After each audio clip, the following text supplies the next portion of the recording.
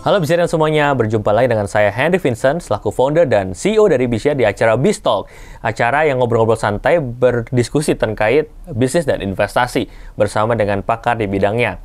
Dan pada kesempatan ini saya kehadiran tamu spesial yaitu Pak Billy Firmansyah. Salam kenal Pak. Halo Pak Vincent. Ya, thank you udah datang langsung dari Surabaya. Jadi Siap. Ini spesial banget karena kita akan membahas topik yang sangat spesial yaitu bisnis empempe. Nah, jarang-jarang nih kita datang ke podcast ngomongnya empempe. Gitu. Nah, mungkin buat teman-teman yang penasaran, Pak Billy ini merupakan founder dan CEO dari Empempe Farina. Jadi, salah satu market leader untuk empempe di Surabaya. Nah, mungkin untuk awal ini, Pak Billy bisa langsung kita kenalan dengan teman-teman mungkin Bisirian ada yang penasaran gitu ya terkait Empempe Farina seperti apa dan juga awalnya Pak Billy mungkin mendirikan Empempe Farina bisa di-sharingkan Pak perkenalannya, silahkan. Baik, terima kasih Pak Vincent. Perkenalkan nama saya Billy Firmansyah, saya adalah founder sekaligus CEO dari Empempe Farina. Empempe Farina ini saya dirikan kurang lebih 29 tahun yang lalu, tepatnya tahun 94 saat usia saya masih 17 tahun. Jadi dulu saya merintis mulai itu dengan gerobak, Pak Vincent. Di pinggiran kota di daerah Surabaya. Oh, saya kira langsung outlet gitu enggak Pak ya? Enggak. Jadi mulainya dari gerobak. Satu gerobak dibagi dua.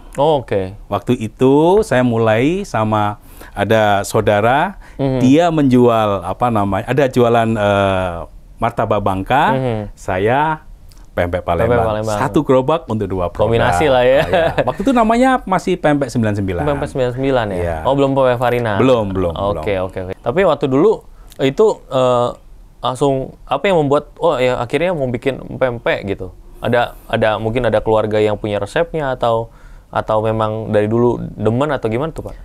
Ya, sebenarnya ide dari Pempek Palembang ini bisa tercetus pempek itu karena waktu itu kita bisanya bikin pempek ya. Jadi kalau andaikan waktu itu kita bisa bikin bakso, mungkin namanya bakso Farina, bukan Pempek Farina. Jadi waktu itu memang kondisinya orang tua saya, terutama bapak saya itu pensiunan Satpol PP. Ibu saya ibu rumah tangga biasa. Jadi waktu itu kami anaknya 10. Kami merencanakan untuk memulai suatu usaha, ya kan? Nah, tercetuslah ide untuk bikin pempek karena waktu itu ibu saya hanya bisa bikin pempek.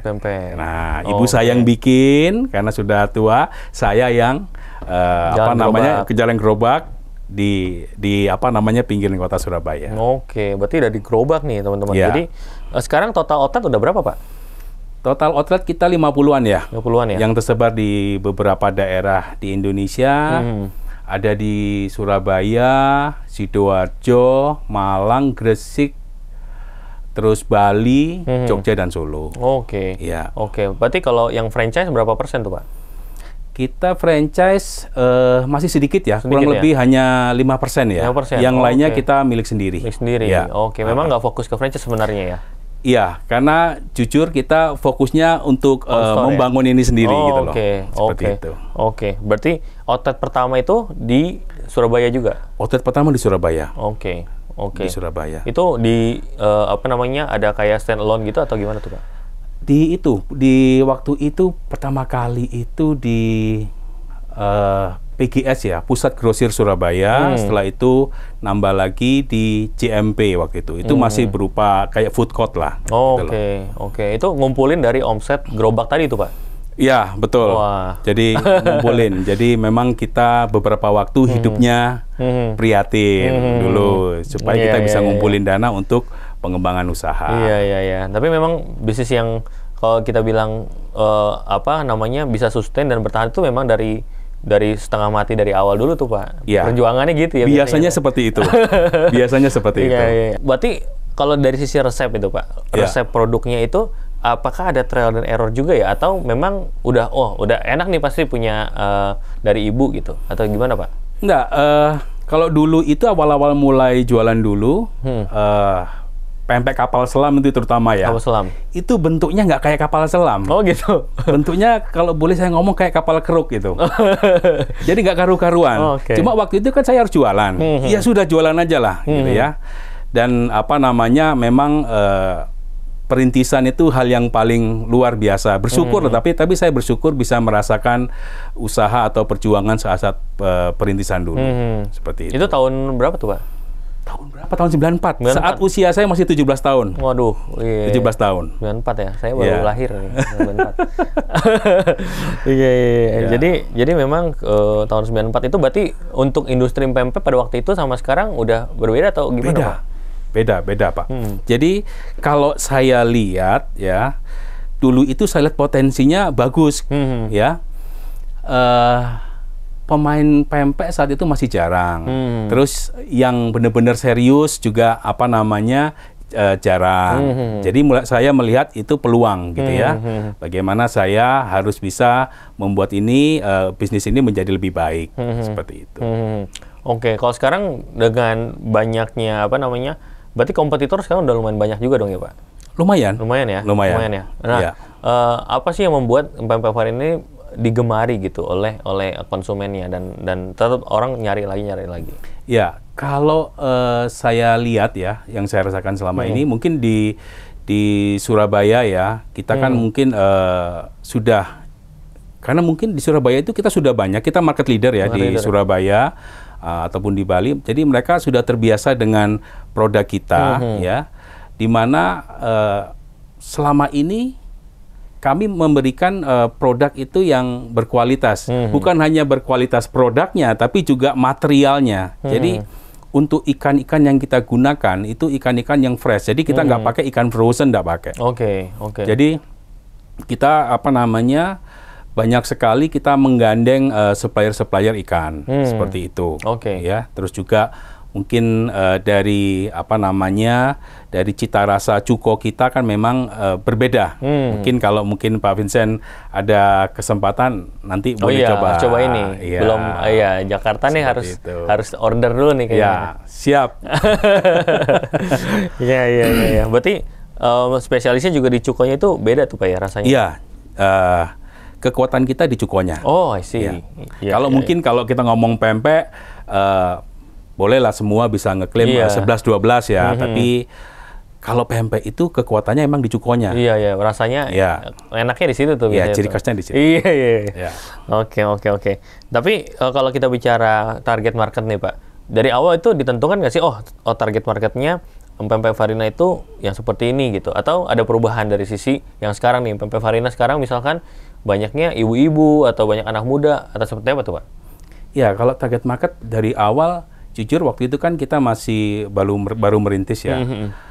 Buat saya laku aja sudah luar biasa. Iya, benar sih. Hebat lah. Bersyukur lah ya.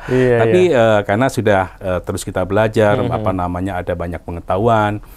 Kita mengumpulkan data customer kita itu apa namanya target market kita itu adalah wanita usia 20 sampai 45 tahun. Kalau ada keluarga yang makan, biasanya yang memutuskan, yang memilih, kalau nggak istrinya, ya mamanya. Jadi kedua, itulah apa namanya, kalau nggak mamanya, istrinya itulah yang menentukan lah. Menentukan makan. Ya, seperti itu. Oke. Berarti memang keluarga ya, konsepnya family gitu ya? Ya, biasanya kalau keluarga, makan di situ, yang menentukan mamanya kalau nggak istrinya. Oke, berarti harus kalau papanya kan biasanya ngikut. Iya, harus baik-baikin ibu-ibu nih berarti. Iya. Iya. Tapi saya dapat research juga nih Pak, bahwa pempek Farina itu sekarang dengar-dengar dari awalnya gerobak sekarang udah punya pabrik. Iya. Gitu. Nah, gimana sih akhirnya bisa dari awal yang tadinya gerobak gitu ya, akhirnya punya outlet banyak dan akhirnya punya pabrik tuh gimana tuh Pak strateginya? Ya, jujur itu semua karena memang saya dan istri ya, waktu baru menikah itu kita sudah komit, mendedikasikan diri untuk ayo kita serius yuk bangun ini yuk, apa namanya bisnis ini supaya lebih apa namanya benar, lebih bagus, biar juga bisa menjadi legacy buat anak-anak kita gitu ya, pada saat itu gitu loh. Nah, yang kita lakukan memang benar-benar kita fokus untuk gedein, bagusin ya usaha kita. Sehingga ketika satu kesempatan, ayo kita benar-benar buktikan bahwa kita ini benar-benar berdedikasi, benar-benar komit, kita bikin pabrik tahun 2017. 2015 kita beli itu lahan, 2016 kita bangun, 2017 kita resmikan. Oke. Ya. Jadi tapi secara strategi untuk kenapa sih harus dibangun pabrik? Kenapa nggak misalkan orang ya udah langsung biasa aja, langsung masak di tempat, itu secara modelnya gimana tuh Pak? Kita bikin pabrik itu supaya saya dan istri dan semua tim yang ada benar-benar harus fokus nih. Harus fokus nih. Kita sudah punya pabrik yang proper. Ya, ini adalah wujud keseriusan kita membangun bisnis ini. Ya, jadi mau nggak mau kita harus kualitasnya diperhatikan semuanya ya. Jadi baik orangnya, barangnya, pelayanannya itu benar-benar harus benar gitu. Ya. Nah, dengan adanya pabrik itu membuat kita semakin lebih on the track pada apa yang menjadi mimpi kita. Gitu. Tapi berarti kalau secara distribusi sekarang Pak, berarti sentralnya semua di pabrik, central kitchen gitu ya, tanda kutip ya. Di dalam distribusinya nanti baru disajikan itu seperti apa Pak di outlet itu? Jadi kami kirim ke outlet itu dalam bentuk frozen ya. Nanti di outlet mereka akan melakukan proses towing karena memang pempek ini adalah produk yang memerlukan produk yang membutuhkan rantai dingin. Artinya produk itu harus terjaga di suhu yang rendah. Seperti itu untuk menjaga kualitasnya. I see. Tapi kalau frozen gitu secara kualitas, misalkan pempek kapal selam tuh Pak, kan saya tahu ada telurnya gitu. Nah itu ada pengaruh nggak sih Pak kalau frozen gitu sama yang fresh langsung masak gitu? Nggak ada bedanya. Jadi jujur kalau pempek Palembang itu pempek itu kalau masuk freezer nggak keluar itu umurnya bisa setahun dan kondisinya tetap bagus. Seperti itu. Justru memang awet gitu ya sebenarnya. Ya, walaupun kita tanpa pengawet, tetapi kita misalkan kalau ada pengiriman ya mungkin di luar jangkauan daerah, kan kita kan sekarang ini ada ekspedisi Paxel ya. Paxel ya. Ya kan ada pendinginnya tuh. Nah, betul. Kalau ada daerah yang nggak ada Paxelnya, itu kita biasanya tolak untuk menjaga kualitas dari produk kita. Seperti itu. Oke. Berarti memang tadi ya, kalau memang enaknya dingin, langsung freezer segala macam aman gitu ya secara kualitinya. Ya, tapi kalau dimakan ya harus dalam kondisi yang panas-panas. Betul. Kan tadi pempek Farina berarti dari startnya bilang 94 ya, walaupun 94. Namanya tadi masih pempek 99. 99. Gitu. Harusnya pempek 94 nih Pak. Iya. Waktu itu kita baru mulai, jadi ngasal aja pokoknya. Ngasal aja. 99 kan nomor bagus tuh, QQ kan. QQ. Oke. Tapi kenapa Farina namanya? Ya, jadi kita ganti Farina itu saat ada kesempatan kita masuk ke Mall TP saat itu ya, Tunjungan Plaza. Saya masuk ke situ, ke mall dari sebelumnya pinggir jalan, itu kan suatu hal yang luar biasa ya, dari pinggir jalan masuk ke mall. Nah, ketika masuk ke mall itulah momentum di mana saya ingin memberikan tribute, penghargaan kepada orang tua, khususnya mama saya, dengan namanya dia. Jadi pempek Farina. Seperti itu. Jadi pempek Farina itu diambil dari nama ibu saya. Nah, kalau dari sisi produk nih Pak, tadi kan infrastruktur, lokasi udah, produk empek-empeknya ini apa bedanya dengan pempek lain gitu ya? Yang pertama itu. Kemudian yang kedua adalah secara cita rasanya seperti apa sih Pak yang ditawarkan oleh pempek Farina? Ya, sekarang ini yang ada di pempek Farina kita punya beberapa menu andalan atau menu yang menjadi backbone kita. Kita punya varian menu pempek, semuanya ada. Yang kedua kita ada tekwan. Yang ketiga juga. Kita ada batagor. Dan kita punya satu menu pionir, Pak Vincent, yang dulu kita mulai dan kita waktu itu sempat disupport oleh salah satu agregator itu untuk promosi ya, jadi mereka bantu untuk exposure-nya seperti itu. Itu namanya Taewan Tom Yum yang sekarang Tom Yum. yang sekarang ini menjadi salah satu bestseller produk kita. Oke. Seperti itu. Menarik. Ya. Jadi pengen coba nih, makanya harus buka di Jakarta kayaknya, Pak Billy. Ya. Terus di samping itu juga kita punya tim R&D itu biasanya ya sangat rutin ya mengeluarkan produk-produk seasonal. Oh, sih. Ya, jadi mungkin ini produk-produk seasonal ini tidak akan bisa dijumpai di tempat lain. Ya, saya ambil contoh, kita punya waktu itu kita sempat launching yang namanya pempek penyetan. Pempek penyetan. Nah, kan kita dari Jawa Timur kan, Sambelan kan. Nah, kita hadirkan itu. Oke. Pempek geprek. Waktu itu kan semua digeprekin, kita ikut. Geprek juga. Kita ikut. Iya. Korean Wave, kita keluarin pempek topoki. Oke. Nah, terus yang beberapa waktu kemarin itu kita sempat kolaborasi dengan salah satu pastry ternama di Surabaya. Kita bikin pempek burger. Oke. Ya, jadi burger di tengahnya atau isiannya itu adalah pempek kapal selam yang isinya telur. Oke. Menarik. Seperti itu. Jadi inovasinya terus dikeluarkan tadi ya? Inovasi. Iya. Keren. Jadi orang bukan tradisional yang pempek biasa pada umumnya, gitu, tapi betul. ada inovasi-inovasi juga ya. Ya, tapi inovasi yang relevan. Ya. Kalau nyeleneh juga nanti nggak diterima pasar juga, Pak. Betul. Iya. Tapi berarti semua itu ada yang inovasi itu semua akan di-deliver di semua outlet, Pak, atau gimana? Tidak semua outlet bisa menerima produk-produk itu. Ada juga yang ini saya ambil contoh nih ya. Ini kita sedang melakukan on progress ya, pengembangan menu ya. Sekarang ini kita lagi sedang akan membangun di Surabaya outlet ruko pertama kita ya, di Jalan Nginden, Raya Nginden itu menjadi tempat pempek yang pertama kali menjual produk kopi. Kita hadirkan menu kopi di situ. Nah, itu menu kopi itu memang membutuhkan tempat yang cukup. Tidak boleh terlalu kecil karena di situ pasti ada sofanya. Seperti itu, harus ada tempat yang nyaman. Buat nongkrong ngopi-ngopi. Ya, seperti itu. Nah, dan juga karena ini baru pertama kali kita butuh trial and error. Kalau itu bagus, kalau itu sukses, nah baru kita di-deliver ke semua cabang. I see. Jadi memang selektif tes marketnya terpusat dulu lah ya kecil-kecilnya gitu. Nanti baru sebarin. Ya, betul. Oke. Nah, kalau kedepannya kan sekarang tadi udah lewat pandemi segala macam. Waktu pandemi gimana nih cara pempek Farina bisa survive sampai sekarang? Ya. Kalau tanya pandemi itu buat saya tuh peristiwa yang luar biasa ya, Pak Vincent ya.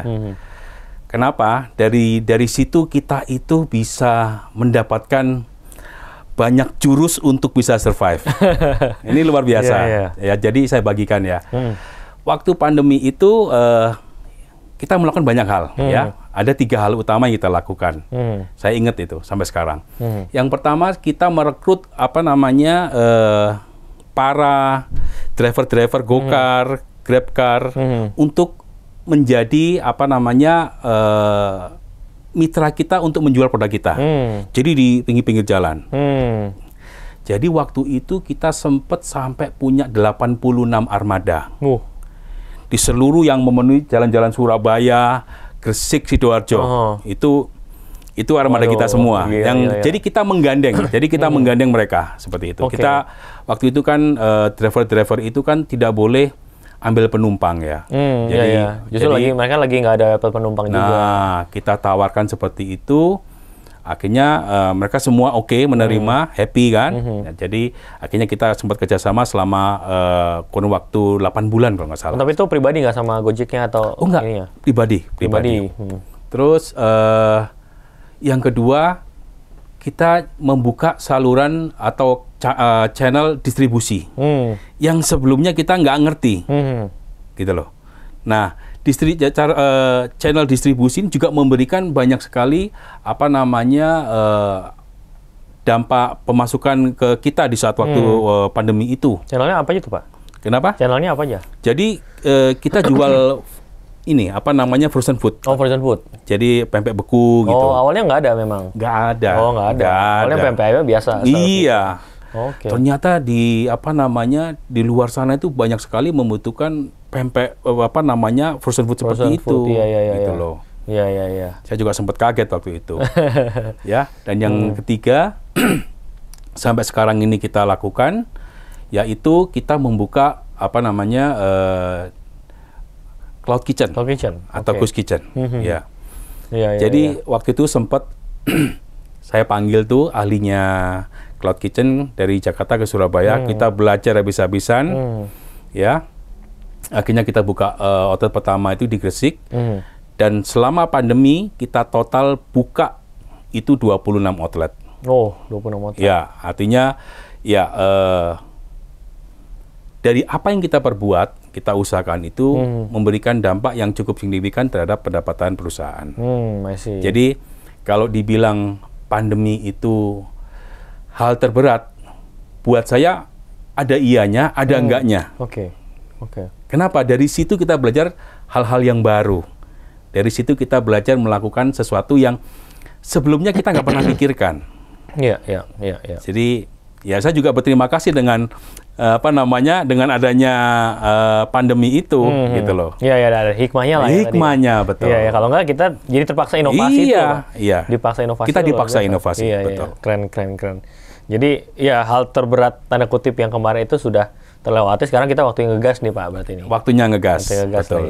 Jadi berarti sekarang fokusnya lebih ke offline apa online nih Pak? Offline juga? Kita sekarang fokusnya ke offline ya. Jujur setelah pandemi ini berlalu, ya, saya melihat ada kebalikannya nih. Kalau saat pandemi kan tren online naik. Naik banget ya. Ini sudah pelan-pelan mulai menurun. Oh ya, orang lebih pengen experience-nya langsung. Ya, tetapi saya melihat di semua tempat yang ada di tempat kita yang online itu potensinya kan luar biasa, bagus.